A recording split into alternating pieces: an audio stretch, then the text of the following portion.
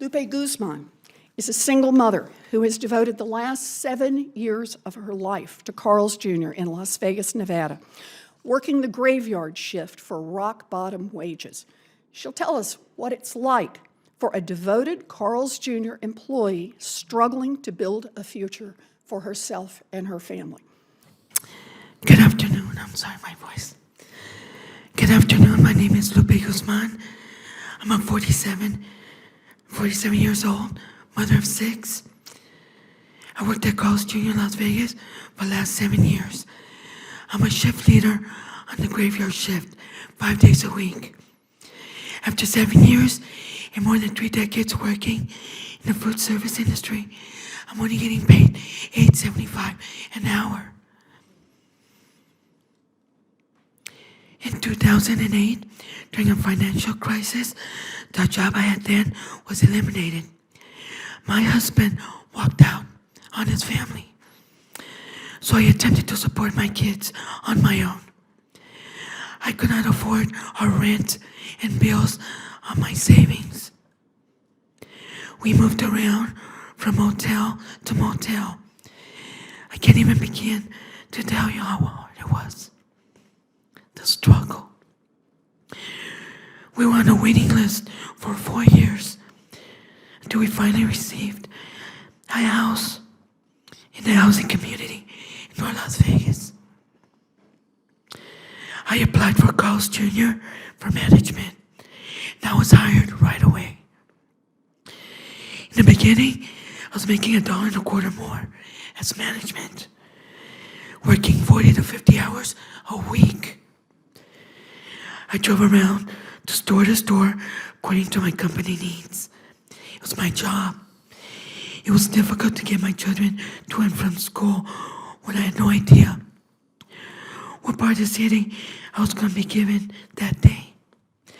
To make sure I could be there for my kids, I asked my manager, the general manager, to be placed at one store closer to my home. But that also meant they would pay me less. I got demoted. I'm no longer considered a manager, not even an assistant. And I am paid just slightly more than Nevada's minimum wage. I still do the same thing as management, just not getting paid. I count money, inventory, prep food, clean, wiping down tables, customer service. We do everybody's job. I lock up and I tend to the drive-thru. I doubt a robot could do any of those things. My store is located on the Las Vegas Strip. On Graveyard, after we close, it's just me and the cook. At my store, every dollar counts. Every order counts. Even when I'm supposed to be on break, I'm expected to be taking orders. The break that I'm allowed to sit down, we don't take breaks. And it's required by Nevada. Nevada law requires Carl's Jr. to give us all 30-minute uninterrupted, unpaid breaks. And for every hour worked, 10-minute break. But on the overnight shift, we don't get those breaks. We are expected to work during breaks. Even when we have mandatory meetings at my job, on my days off, we're expected to show up on our days off. It's been like this from day one. For example, after only a few checks, I noticed that 30-minute breaks were being removed. And I was still working those shifts. Instead of 7 hours on my check, it came out to 6.3. Every 2 weeks, I'm paid just under $500. Every dollar after bills and rent is accounted for. When there is money missing, I notice. For about a year, this has been happening. I said something to management, and it didn't happen again. But I never got that back pay for that year. And I know the other people who have not complained, who are still getting that 30 minutes taken off.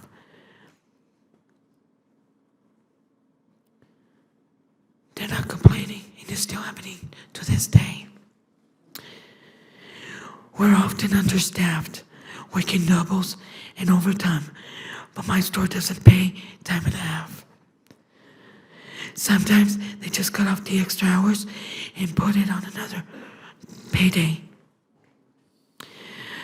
I had to wait to get paid for my hard work on another day. This isn't the first time or the last time I played the waiting game with Carl's Jr.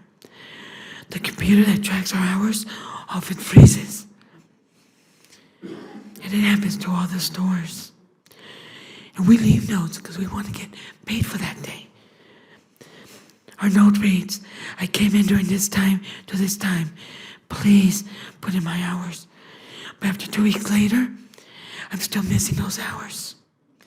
And I tell my boss again, in person, please put in my hours on my paycheck.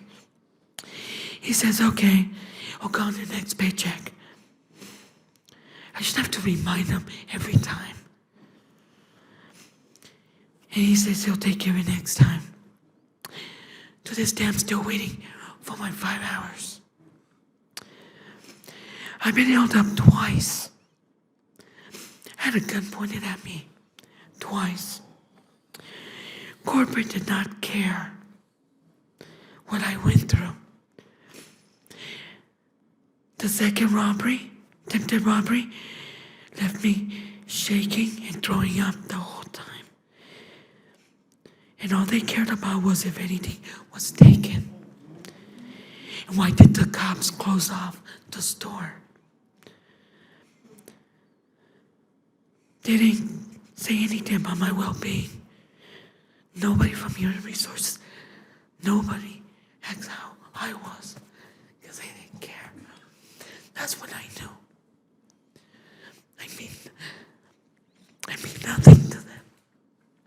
I'm just somebody to cover a shift that nobody wants.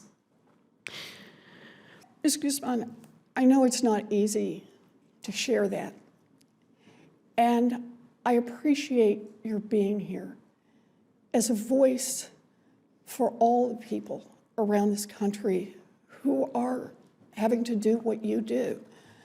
But I also want to say loud and clear about what this means, that a giant corporation would build its entire business model around squeezing workers like you and like Ms. McDonald and like Mr. Ramirez, and then count on the taxpayers to come up with food stamps, to come up with housing assistance, to come up with Medicaid, to come up with all the help that you need just barely to hold it together so they can maximize their profits.